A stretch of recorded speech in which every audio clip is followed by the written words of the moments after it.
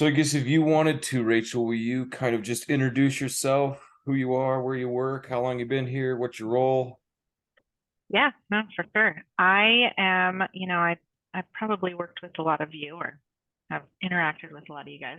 I don't know if I met everybody I don't know who all attended at the event. So that was nice to meet you if I did get a chance to meet you. But I have been in the industry for about 15 years now. I initially started out on the processing side, worked in the processing and underwriting side for probably about 5 years before transitioning over to the sales side. I've worked everywhere from being a broker to a big bank. And then my most recent past has been, well, recent, I say, like in the last 10 years, I've been working for a few different direct lenders. So I definitely like it on the sales side a lot better. Um, I I do feel though like the processing and underwriting experience has helped me on the sales side, especially, pre-approving borrowers accurately up front. That's definitely integral, and especially when things get more and more complicated and lending and, terms get, more complicated. So um, currently I'm with Luminate Home Loans. We are a direct lender, but we are also part of a bank. So I do have a bank charter, which our bank is smaller. We're out of Minnesota, and they are, working to try to grow that footprint there. But essentially, the bank piece allows us to do, some kind of funky financing, if you will. We can have a little bit more freedom if we need to on certain aspects, but we also have the ability to lend in all 50 states. The fact that we are a direct lender, everything is done in-house, underwriting, processing, closing, all of that is done in-house. So that definitely helps. But I've been with Luminate actually for only a few months. Okay. Really like it though. My kind of transitioned over just for the opportunity to work with different, additional products and have additional options, and to try to be as competitive as possible with rates, especially in this market. So uh, definitely like it. I actually work here with another group that I worked with at Synergy. I used to be with Synergy. So I Yeah. was with Synergy for about 4 years and with Guild for about 4 years before that. So And all um, transition together. yeah, yeah. Well, actually, the group that I'm with now, they transitioned before me, and then I kind of followed. And I've worked with them for several years too. So it's actually really great. Luminate has been really awesome. Can't complain about anything really. So I'm happy to Yes. be here. Good, good. Well, we're glad you're here. So today we're talking condo financing, huh?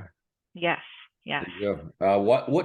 What spurred this? Like what kind of brought this on? What's the abnormality or maybe the big picture element we should be considering? Yeah, no, for sure. I mean, I get questions a lot about condo financing. Is this warrantable? How can I tell? And condos are just, they're really hard So let's for talk about people. that then. What is warrantable or non-warrantable? Yeah, no, I have a whole presentation for you if you want to go through that, or There you go. We you got share capabilities, so you're the host. all right, let me get this going here. And anybody, if you guys have any questions, throw them into the little chat box or just raise your hand or just speak up. Let us know what questions you have along the way. I just want to say that it's our fault probably because we have had way too many questions about condo financing. And she finally said, we should just have a class. That's a Seems great fair, idea. seems fair, right? Well, but this is kind of the thing though. Condo financing is one of those things that you don't want to find out after you're under contract or secured a contract that you don't qualify, that your lending doesn't qualify for that particular unit or that condo. Exactly. Well, and I think that, there's just a lot of um, confusion around what to look for and how to set it up and what you can do up front. I mean, there is only so much you can do up front before, the lender does have to take a look at it. But if you have a better understanding of what that looks like and also just of the condo process in general, I think that's going to help you to understand have reasonable expectations of the process overall, whether you're on the listing or the buy side, so you know how to write that into your contract, or is this a reasonable expectation for timing, you know, what have you. So I like that you said that this is information that benefits you as a listing agent or as a buyer's agent. So Exactly. And forgive me because it's not letting me share my screen here. it'd be a bummer if you accepted a contract for your condo client and they couldn't follow through with it. Exactly. Can you guys see this? Nope. Oh, no, hold on. Can you see that now? We got it. Simplifying condominium financing. All right, let me get over here. Sorry, I have my laptop and it's like got a mind of its own here. So, all right. So just as we said, you know, going through the process just so we can kind of clarify what to expect on either side of the transaction and how best to protect your seller or your buyer. So what is a condo? I know it seems obvious. I'll tell you guys a funny story. I had an agent, I will not name, many years ago, tell me that she knew a property wasn't a condo because it had a front door and a garage. I was like, okay, I think any kind of residential house should have a front door. At minimum. Whether it's a condo or a townhome or whatever. So not that anybody's you know, terribly confused by that here, but honestly, a condo can be any one of these things. It can be a detached unit that looks like a single family, which always confused me when I was first learning, you know, all of this. But it essentially can be multiple things. I mean, you can have a condo project created out of a single family residence that you created a multi-unit in. Manufactured homes can be condos.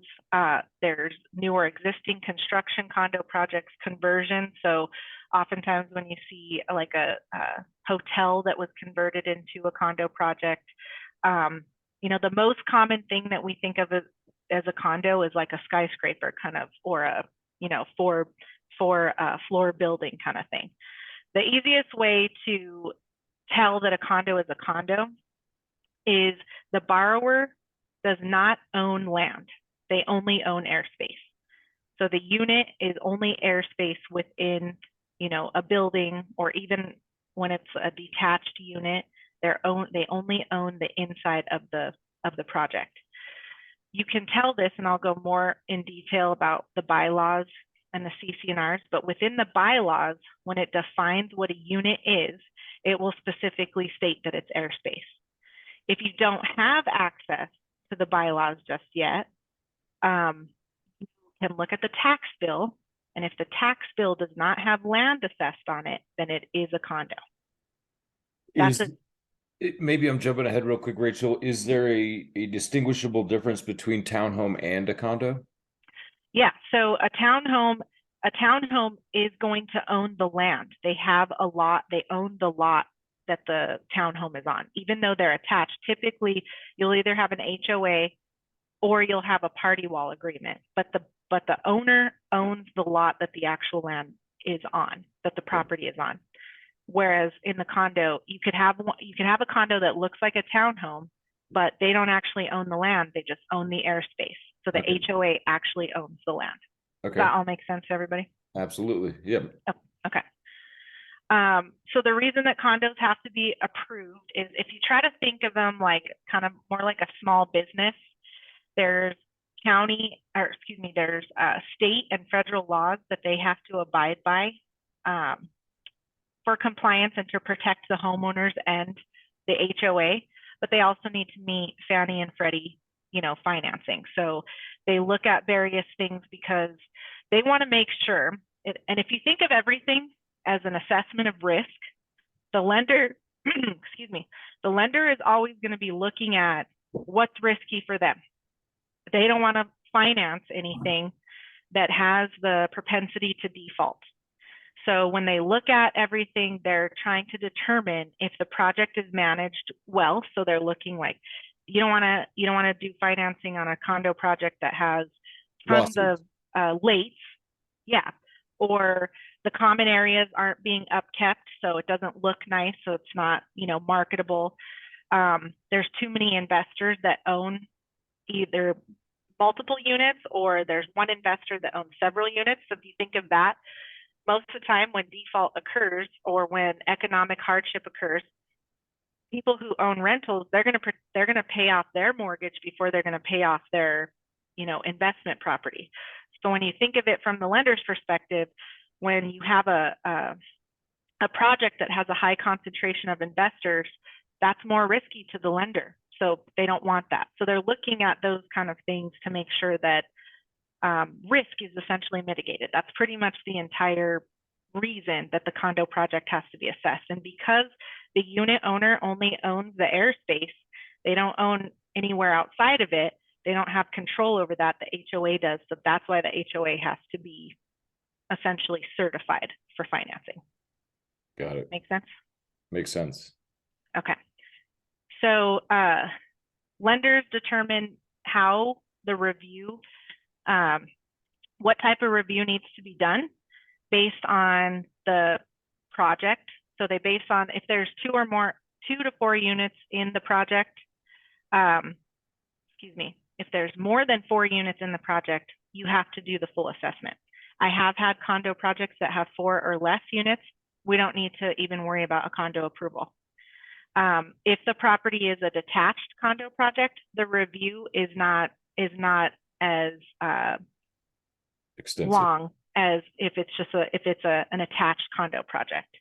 The project type, so like if it's a new or established project. So if it's a new project, there's additional requirements that we need to make sure like that they have a certain amount of sales before we can even move forward with financing, that certain things are set up, that we have certificates of occupancy, all of those things. Then also, the mortgage type. So if it's obviously conventional or FHA or even USDA, those are going to determine what we have to look for in the project approval. They're also going to look at the terms of the loan. So on a conventional loan, if you put at least 10% down, your review requirement goes from a full review to a limited review. So the limited review just means that they're going to look at it, they're going to scrutinize less because, again, risk is mitigated because the borrower is putting more money down. So always going back to that risk factor. Those that require that is the secondary market, which is essentially just another fancy way of saying Fannie, Freddie, FHA, VA. They're all the ones that buy. They're going to insure the loans essentially. So you need to meet that kind of financing. Rachel, real quick, by risk, do you mean risk of default? Correct. So the lender, anything. It doesn't even matter if it's a condo project, anything that for underwriting purposes, whatever, the lender is always looking to make sure that the risk of default is low to them. And that's what's going to allow them to move forward with financing. That's essentially the same concept here with the condos. Perfect. All right. So then there's the types of review. I kind of talked about this a little bit. So there are instances where a review isn't needed. That really wouldn't come for you guys, unfortunately, but it's if somebody does a refinance and if they're doing a standard refinance from Fannie to Fannie, we don't need a review. So that's kind of a good thing on the lender side, but unfortunately not for you guys, sorry. But the FHA approval, there's the FHA approval, and I'll talk about that a little bit more in detail. VA has their own process. The limited conventional review is also going to be, like I said, when you put at least 10% down, or if it's an investment property, you have to put at least 25% down to get that limited review. Full review is just going to be your typical review. Anybody who puts less than the 10% on a primary or secondary, and anything less than 25% on a investment property. A full review also is going to be required if the property is in new construction. And then PERS is just essentially the same process as having to submit the condo project for review directly to Fannie or Freddie, similar to FHA's requirements. I'll go into that in greater detail on why that is a differentiation, but that's essentially the same process as what an FHA review would look like. So here's essentially the different review processes by investor. So conventional, typically the review process is all done internally. So there's two ways. The underwriter can certify it through that CPM. The CPM is Certified Project Manager. And basically what they're doing is they're looking at the condo questionnaire, they're looking at the bylaws, the CC&Rs, all the governing docs, which I'll go over next. And they're making sure that they comply with the investor's requirements. As they go through, they answer the questions in CPM and they certify the project for financing. Now that means that that particular lender can do additional projects for financing within a certain time frame. So when we certify XYZ condo project for conventional financing, that certification for Luminate is good for 1 year. If you were to go to another company, they would have to have their full-on review process because they haven't certified the project. So it's not a universal certification, similar to what FHA is. So each lender has to certify the project. You can also, there's actually in a couple places that I've worked at, they have hired a company to kind of outsource that review process. I am not a fan of that. I do not like that process at all. At Luminate, we do everything internally, so we do not outsource it. A couple reasons I don't like that is because A, it extends the timing for review, obviously, and then B, they get a little bit more carried away with what they, the scrutiny. Yeah. And it just becomes kind of, I mean, I've had things that have come up that I'm just like, this would not be an issue if we were doing this directly. So is this more of like an inspection piece where the inspector over analyzes the exactly. Right. And I'm not, it's I get it, they have a job to do, but at the same time it's like I've seen some ridiculous stuff, so I'm not particularly fond of that. So we do everything internally, which I really like because that makes the process go a lot quicker and it's not as crazy. For FHA, I'm sure you guys are all aware, FHA has, you can have a condo project where they used to certify and require that the entire project be certified for financing. In the last few years, they have issued spot approval. So that's spot unit approval, which essentially we're going to get all the same documentation as conventional. FHA, because they like to be special, has their own form that they want filled out. So you have to make sure that that specific form is completed. But essentially they're doing the same exact thing. We're collecting all the same documentation. The only thing is we have to send it to the HUD office for review. And that review time just varies depending on how busy they are, season, what have you. I've seen them actually come back in 48 hours right now. As we get busier though, they may take a little bit longer. So you can usually tell when you submit, before you submit to FHA, what their current turn times are.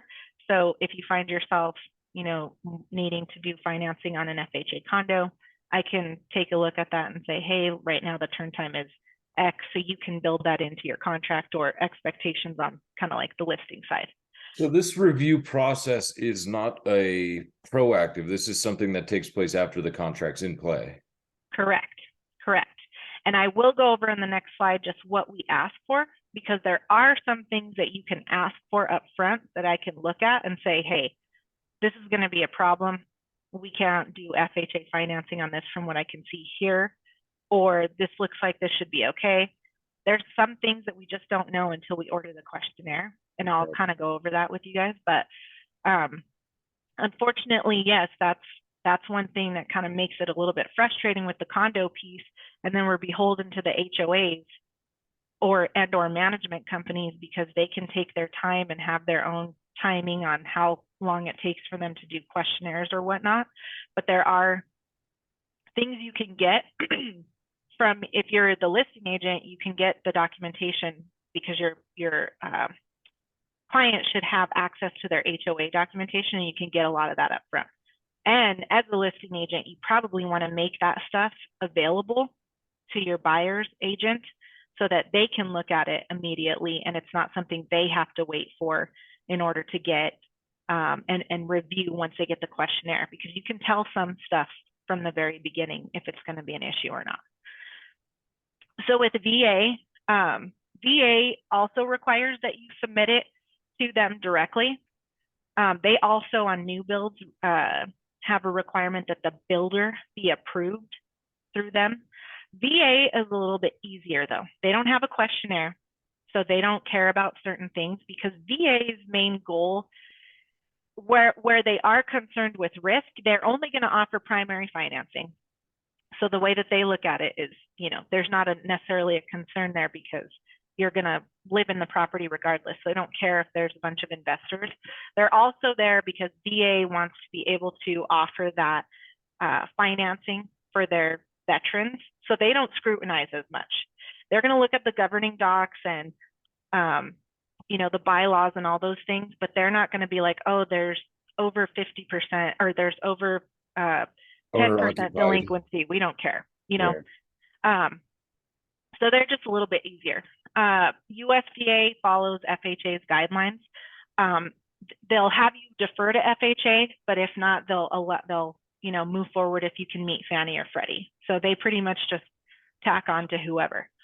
With jumbo, it's going to be specific to that investor. Most of the time, they follow Fannie and Freddie's guidelines, and they may have just a few different overlays that they require. And it's going to depend on the financing type or, you know, what they put down. I will say one thing though, when you have a jumbo, they do not let your underwriter certify it.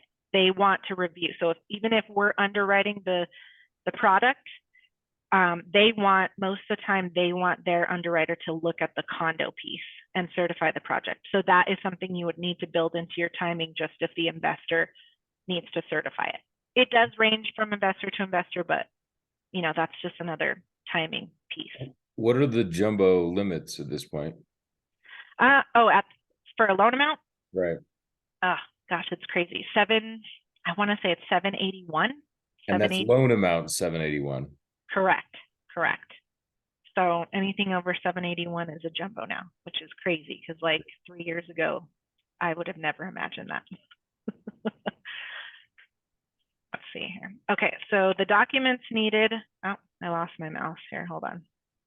We can see it. Oh, okay. Okay, so the documents needed for review is going to be the questionnaire.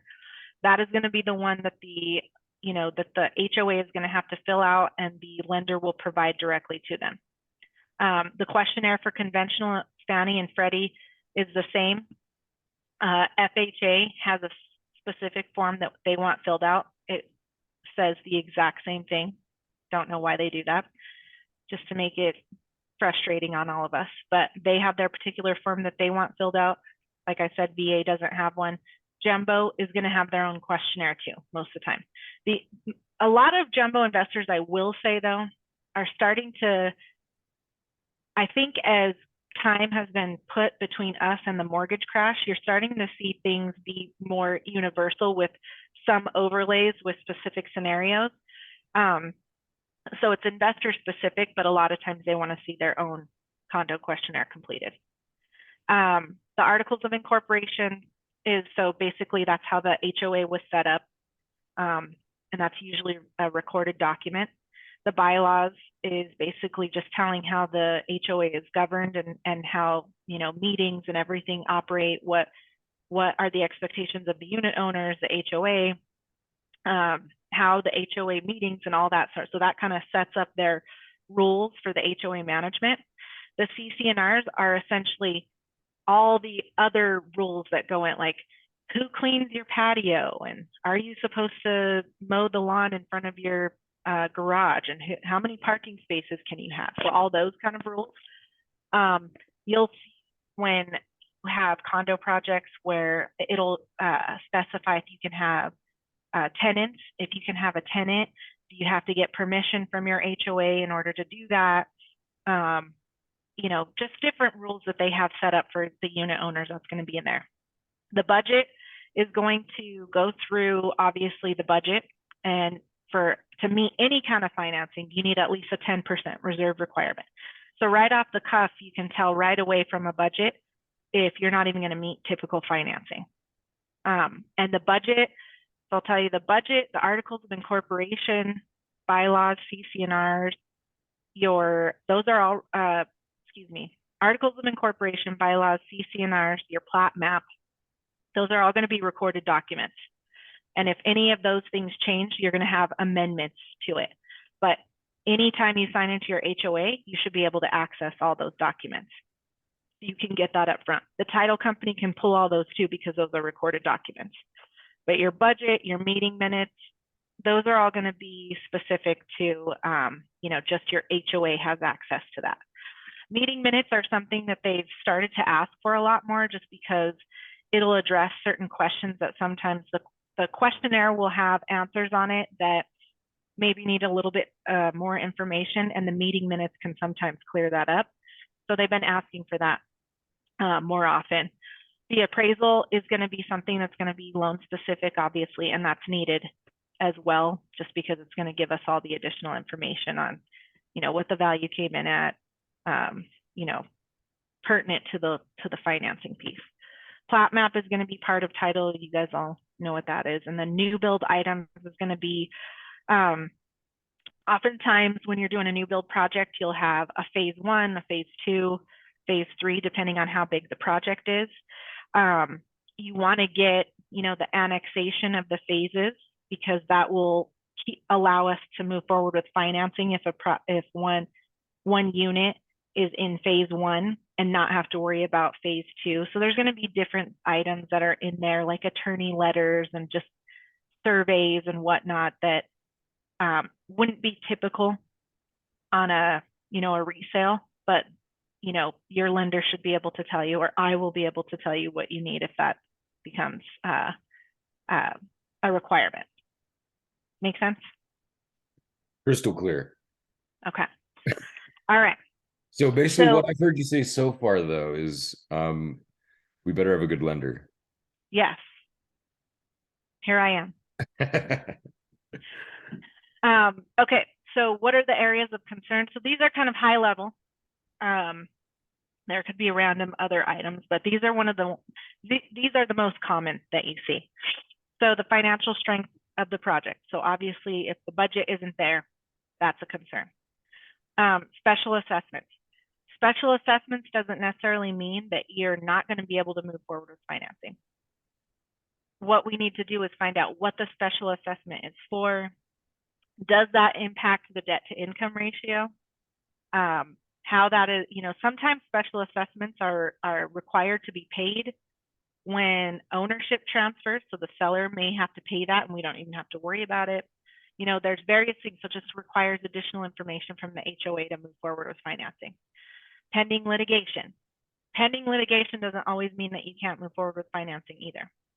The main issue with pending litigation would be if the unit owners are suing the construction company. That's when you really start to get into issues that would probably preclude you from moving forward. Now, I have had I've done one where the units look like a townhome and there's several different buildings, and the unit owners in one building were suing the builder because of construction issues. But I was doing the transaction in another building and I was able to move forward with financing. You just have to get, litigation documentation, make sure the insurance will cover any paid out claim. There's just additional steps to it, but that doesn't necessarily mean you cannot move forward with financing. Percentage of ownership of multiple units. So when you have one unit owner that owns a certain percentage, usually I want to say it's 25% or more, then you can't move forward with finance. Excuse me, it's 10%, but it's based on the unit. So however many units are in the project will tell you the percentage that they can own. And again, all based on risk. If you got one guy that owns everything in there and then he defaults, then that's going to be a huge issue, right? Number of pre-sales for new construction. Usually Fannie and Freddie require that you have at least 50% of the units sold. So that doesn't mean that they have, I should say sold or under contract. So they don't need to be closed, but in order for us to move forward with closing one unit, we have to have a certain percentage sold or under contract. Make sense? Oh, that's kind of funky. So additional phasing, like I said, if you can show that a unit is, that you can show that another phase is on a different annexation, you can move forward with one. So I had one where they had 2 phases set up, but they didn't have them annexed properly. So in order to allow us to move forward with closing on this particular phase, we just had the attorney draw up annexation so that we can say this phase is going to get built later. We don't need to worry about that phase now. We just need to focus on this one. And we were able to move forward with financing on it. Organization and condo board control. So that's really speaking to how the condo project is set up and who is organizing it. And there could be issues if you have an outside party that is dictating control and whatnot. So that's just kind of speaking to that piece there.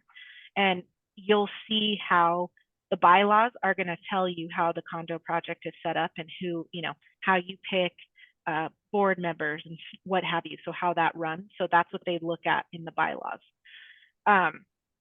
Percentage of delinquencies. You don't want to have a bunch of people delinquent. That's obviously meaning that you're not paying your bills, you're not, you know, keeping up the common areas, etc. So that's a problem.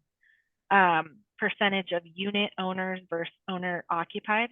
Now, this can be a little bit confusing because on FHA, they are hard pressed and they stick to the 50% number. So you can't have more than 50% investors in an FHA project for it to meet FHA financing. However, on conventional, if my subject property is a primary residence or a second home, I can go above the 50% threshold. In fact, I've seen them approve it up to 75%. Which is how they get tenant units anyway. So I mean, obviously somebody has to be lending on them to have it more than 50%. Exactly. So it's really just dictated by what our subject property is. And that's for FHA.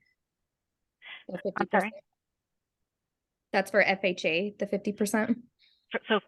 Yes, for FHA, they won't allow you to go over 50%. And they're always going to be a primary because that's FHA's, you know, requirement. But they don't care if our subject is a primary and they're 60% investors. They are like, you can't go over 50. But conventional, they'll approve it as long as our subject property is a primary. Okay. Let's see here. So amount of commercial space. So anything over 35%. So this really happens when you see like the Belmar area where you have those condo projects above all the, you know, the shopping center. So if the project has more than 35% commercial space, they won't move forward with financing. Rental minimums. So when you have a rental minimum, you're starting to get into like a condo-tel situation. Or, you know, where the HOA is saying like, if you're going to rent your property, you have to rent it for X amount. So they will not allow that. As long as if you can rent the property, it's fine, but they can't have any part in telling you how to rent it, how many nights to rent it for, who to rent it to, anything like that. So if that's something they're dictating, then it's kind of becoming a condo-tel situation, and that's an issue.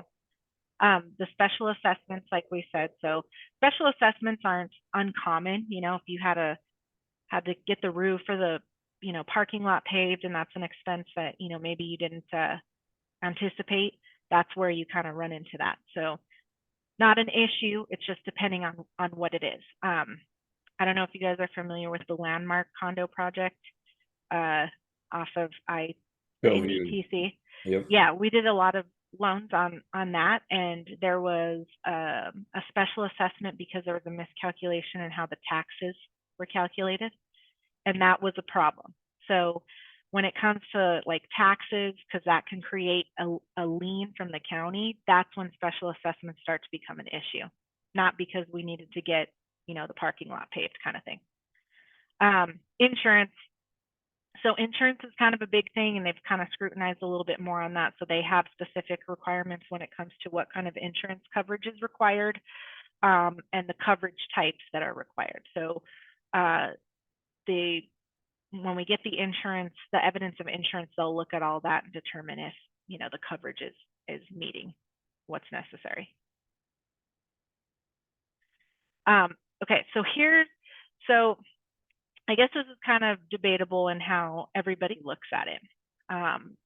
You know, if you have an area of concern and we're not able to overcome it for financing, that technically means the project wasn't able to be certified or it's not warrantable. But the way that we look at it on the financing side is that doesn't necessarily mean that the project would never be able to be certified for financing. It just means that it has an issue that may be able to overcome, like if we increase the budget later, or, you know, if the special assessment decreases at a certain point, what have you, or litigation goes away, kind of thing. This list here is stuff that is going to just keep you from being able to move forward with financing. So hotel motel projects, so, you know, where they're literally set up like a hotel and have a front desk, which often happens in the mountains, that's kind of an issue. When non-real estate ownership of items is part of it, that's going to be an issue. Split ownership arrangements, so again, where kind of like subletting kind of thing, not something that happens here frequently, but probably on the East Coast would be more of a concern. Continuing care facilities, that's just because, and that's going to be even on a single family residence, just because they don't want you to be operating a business, a full-on business in the residential unit. Non-incidental business arrangements, like I had one where these two projects were sharing a pool and one was leasing the pool from the other one. That's a problem. You can't do that.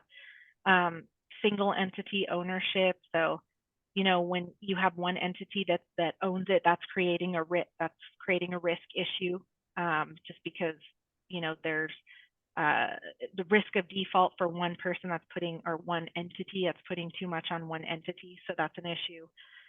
Non-residential space. So if you have a large commercial, you know, over the 35%, that could be a potential problem. So, oh, and the priority liens.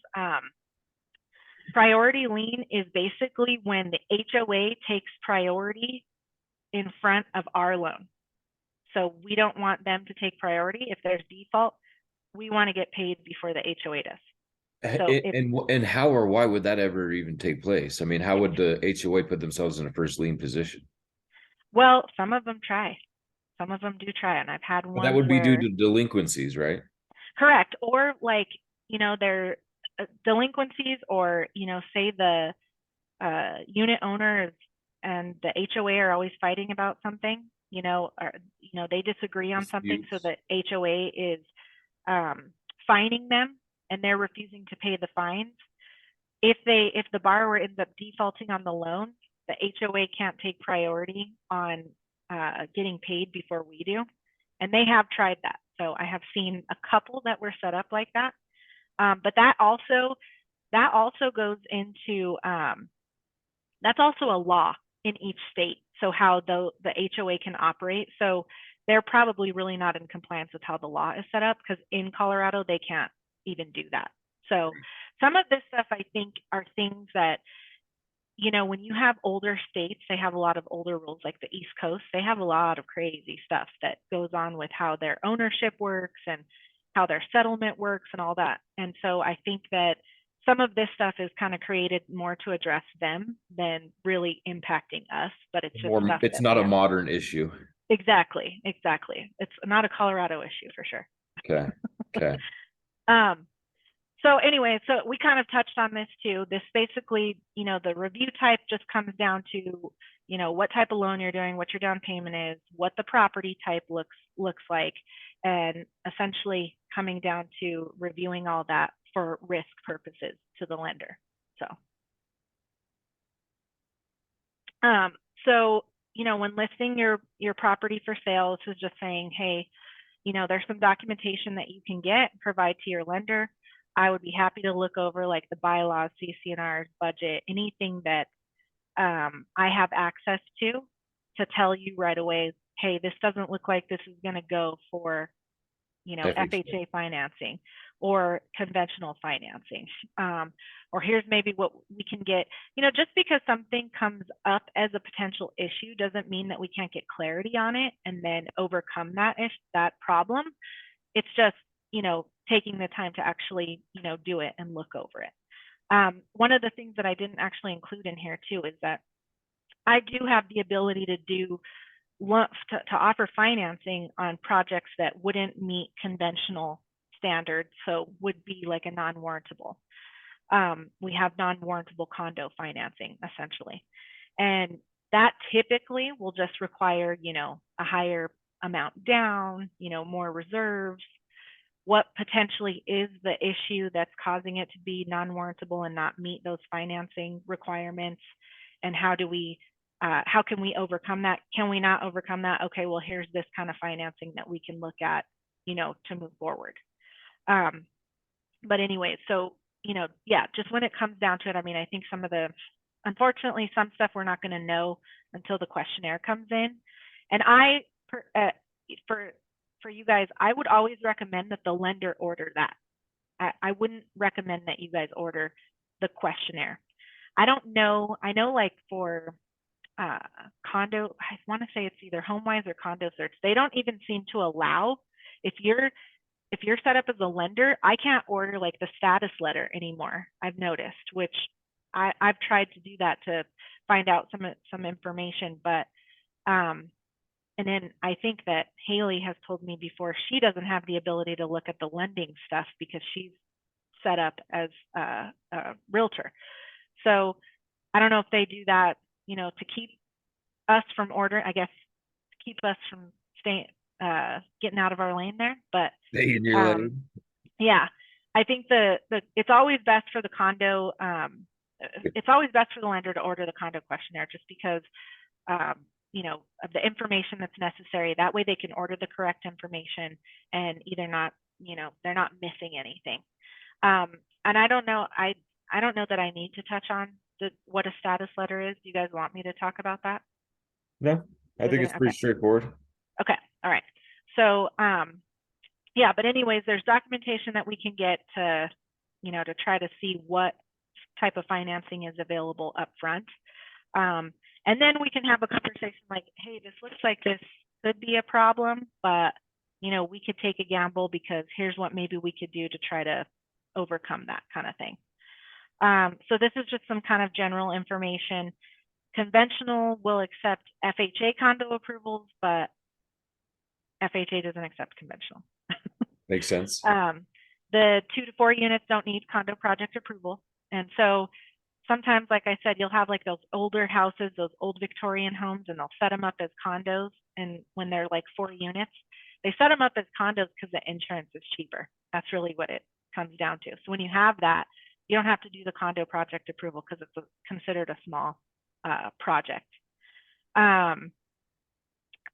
Determining what units are included or not included when calculating single investor. So it just depends on the program type. So they'll look at what unit they count in determining what that percentage equates to. And then Freddie Mac will exclude commercial parking spaces in the commercial space calculation. So that's good. And Fannie and Freddie, they pretty much follow the same thing, but they have some minute differences. So, that's good to know when, we're trying to get the project set up. Generally speaking, Fannie Mae is easier to use when you have a new project. That's just some general information. But so we touched on this. Some programs require the 50% owner occupied, whereas, they'll allow you to go up if you have a primary or a single family. And then a primary or a second home, is what I meant to say. And then USDA accepts condo projects for any agency, which we touched on. A USDA, though, is a rural community loan. Is that? Yes. Yeah. So you're not going to see that frequently, but they probably just want to have that available in case it does come up. Nice. So here's a question I had. Does a condo or any of this impact a mortgage insurance premium? A condo, yes, it does. If the condo project is the subject property type, your mortgage insurance premium is going to be a little bit higher. Okay. That's kind of what I thought. Good question. So if Anybody we're else? trying to determine if on the buy side, if we're trying to determine if a condo will go FHA on our own, outside of checking the HUD website, right? Where if it says single unit approval, that might be one area where that'll tell us, okay, this might have the opportunity to go FHA.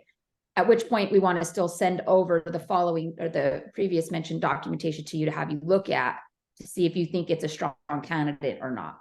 Yes. Okay. Yes. Is there anything else that we can do? No, because I mean, it's going to come down to ordering the questionnaire eventually. But sometimes a good thing about the FHA site is they will tell you if it was submitted for single unit approval and why it wasn't approved. And that doesn't necessarily mean either that we can't do FHA. Some of those comments are left on there from the last time they looked at it. And that doesn't mean that things haven't changed. Like maybe the budget, I've had it where the budget is under the 10%, but it's December 15th and they got a new budget that's coming out. And the new budget is showing, you know, that they're meeting the requirement. We can move forward with financing. So it's just good to look at those comments to find out additional information. But that, you know, it's really just going to come down to the specific review. But we can look at the stuff initially and then have a conversation about, here's what my concerns are, or this looks good for this. We'll need to just take a risk in ordering the condo questionnaire. So ultimately, there's no guarantee until we look at that questionnaire, but doing a brief review of the documentation will give us a pretty good idea of whether it would be worth it or not. Correct. Okay. Does anybody want these slides? If you want the slides, drop your email in the chat. I mean, this is a lot of information for sure. Yeah.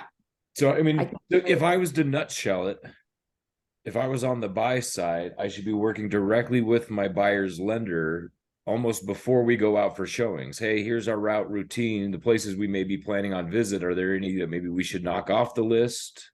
Is that something you might suggest? Yeah, definitely. Or if anything, like, hey, here's what we're looking at, knowing that we have FHA financing or, you know, any kind of financing really, like what do you need me to get, or is this even a possibility? Because we, at least with the FHA, we can look at the condo project and see if it's approved or not. And with the additional comments, there's potential that we could say, hey, this will never go FHA. So don't even go look at that property. Right. Oh, sorry, I didn't mean to interrupt you. I was just going to say, there's a website that you can go to and put the address in to find out ahead of time whether it's FHA approved or not. Is that the Yeah. HUD website? Yeah. Yes. And I can send that to you guys. I will tell you this. In my experience, when you are looking at the HUD website, don't put the address, the full address in, because the address will, it will keep some stuff from popping up. So what I generally do is I put the zip code that the property is in, and I put like the first part of the condo project name. So if the condo project is, you know, Titan 1 project, you're just going to put 80221 and then put Titan. Don't put approved or denied or anything. Just have it pull everything up and then see what shows up there. A good thing, it is good as a listing agent to have contact with the HOA, because I have also experienced where I had a condo project named XYZ project, and it was showing that that project was not approved, but they were actually using a DBA, and then it was DBA ABC project, and that project was approved, and it was the exact same project, and we were able to move forward with financing. So when you are listing a project and or a property, and you want to know if it's eligible for that financing, again, you know, it's hard to say until you get the questionnaire and all that.